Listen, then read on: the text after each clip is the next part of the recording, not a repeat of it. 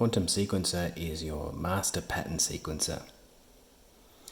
It allows you to trigger patterns within each scene. So as I select a new scene, I can trigger a new pattern for each channel. However, I'm not limited to just triggering patterns equal to the scene number. I can also configure a scene to trigger any pattern that I want. So here, scenes 1, 2, 3, 4 and 5, Quantum sequencer is just triggering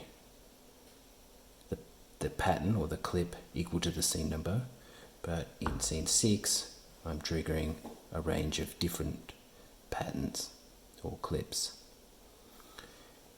If I enter sequence mode and change the channel, I can see which pattern is being triggered.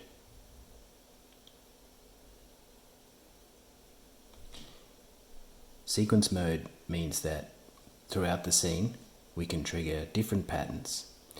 So if we go to channel 4, which is the channel labeled pluck, and select a different slot and choose some different patterns,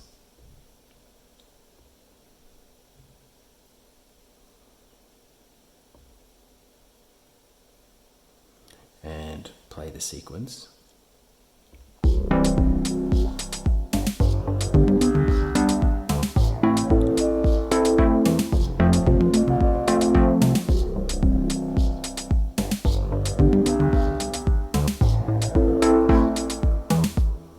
You can see that we're triggering different patterns during the scene.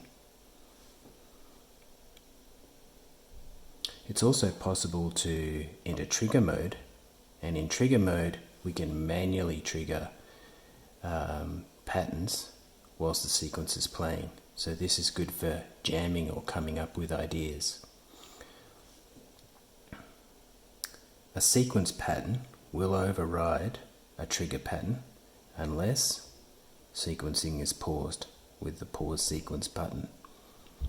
It goes red when it's paused. When sequencing is paused, no sequence triggers will happen. We'll leave that playing. We'll go into trigger mode.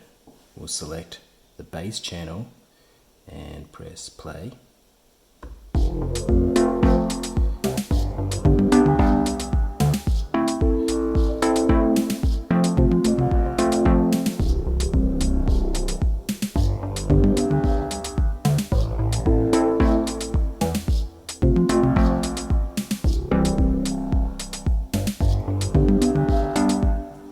You can see how I can manually trigger different patterns.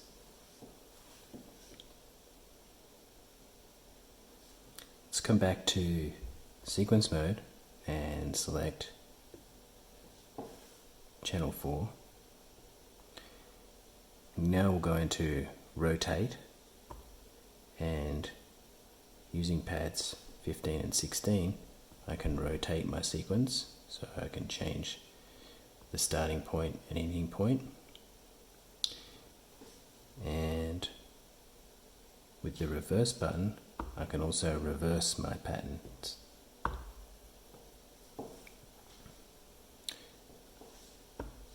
So you can use Quantum sequencer to trigger patterns and sequence patterns within a scene and across all scenes.